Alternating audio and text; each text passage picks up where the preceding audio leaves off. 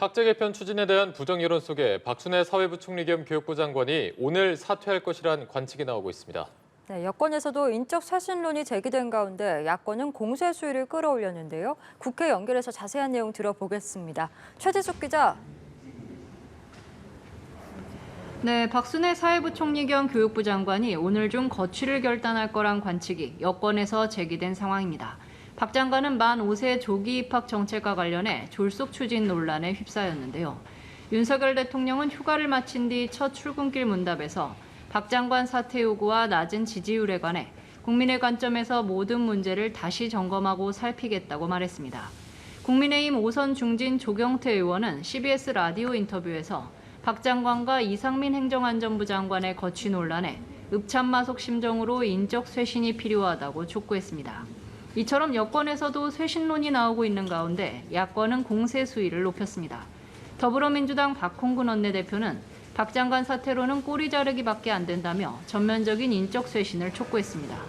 민주당은 또 문재인 정부 인사 찍어내기 의혹을 제기하며 한덕수 국무총리를 직권남용 혐의로 검찰에 고발했습니다. 네, 여야 상황도 좀 짚어보겠습니다. 국민의힘은 비상대책위원회 체제 전환을 앞두고 혼란상이 이어지고 있죠.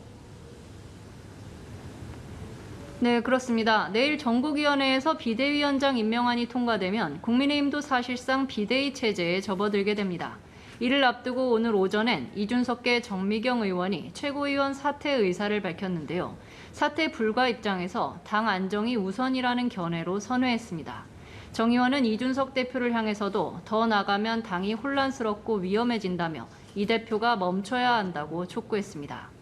이준석 지도부인 한기호 의원 역시 새 비대위를 중심으로 혼란을 수습하기 바란다며 사무총장직 사퇴를 표명했습니다. 비대위 출범이 초읽기에 들어간 가운데 이 대표는 효력정지 가처분 신청과 오는 13일 기자회견을 예고한 상태입니다. 이 대표 지지 모임인 국민의힘 바로세우기 역시 오늘 오전 대규모 토론회를 열고 집단소송 의사를 밝혔습니다. 이달 말 전당대회를 앞둔 더불어민주당에선 지역순회 경선 첫 주부터 이재명 당대표 후보가 압승을 거두며 대세론을 확인했습니다.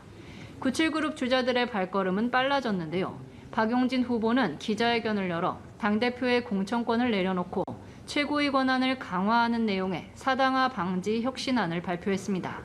강훈식 후보는 봉하마을에서 고 노무현 전 대통령 묘소를 참배한 뒤 문재인 전 대통령의 사저가 있는 평산마을을 찾아 표심을 두드렸습니다. 네, 이런 가운데 국회 행정안전위원회는 윤익은 경찰청장 후보자에 대한 인사청문회를 개최했는데 관련 소식도 함께 전해주시죠. 네, 오늘 오전 10시부터 윤익은 경찰청장 후보자에 대한 인사청문회가 열렸습니다. 핵심 쟁점인 경찰국 신설을 둘러싸고 청문회 초반부터 여야 공방이 벌어졌는데요. 여당은 경찰국 신설은 적법한 조치이자 오히려 경찰의 권한을 확대하는 취지라고 강조했지만 야당은 수사 개입 의도라면서 시행령으로 경찰국을 신설한 건 위법이라고 주장했습니다. 청문회에선 전국 서장회의를 주도한 류사명 총경의 징계 문제와 경찰대 개혁 방안도 도마에 올랐습니다. 지금까지 국회에서 전해드렸습니다.